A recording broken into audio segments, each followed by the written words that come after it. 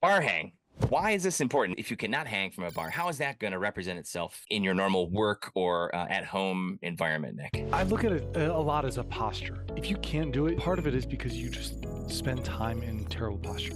You're hunched over, your head's forward. Maybe you're someone that doesn't have a physically strenuous job and you don't do any physically strenuous activity at home in terms of yard work or other recreational activities.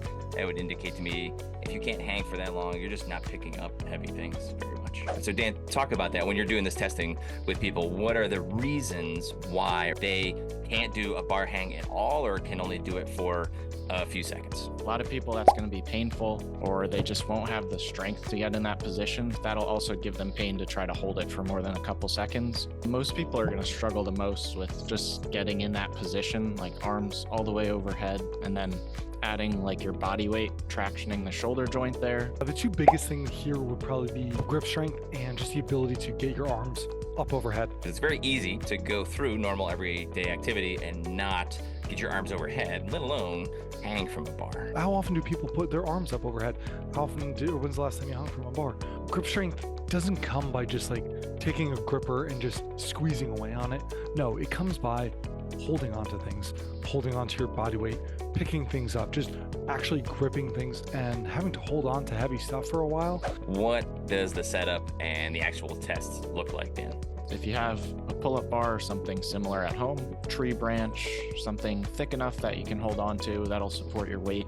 It can even be something lower if you're starting not with like a full overhead hang, but hanging at a little more of an angle just to work on the grip and just start building into that overhead position. When does this test stop?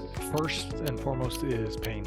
So you might be able to still technically hang on to the bar, but if you can't do so in a pain-free manner, stop. It's not going to be beneficial. Like otherwise, you're probably going to hurt yourself more. But other than that, it's when your foot touches the floor. When you let go of that bar and you touch, time is done. To improve this movement, let's say I scored in the middle. I'm average for my age.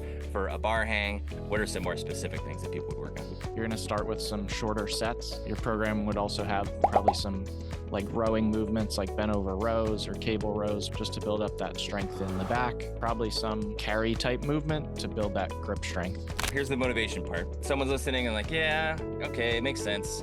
But do I really need to hang overhead? Like, is that a skill that I need to, if I don't have it, acquire it as I get older? What's the point of continuing to be good at that as I get older? Orthopedic surgeon is telling you that you're not going to need surgery to do this. Like that says a lot right there. That says a lot right there. If you can do that, then you will not need shoulder surgery ever.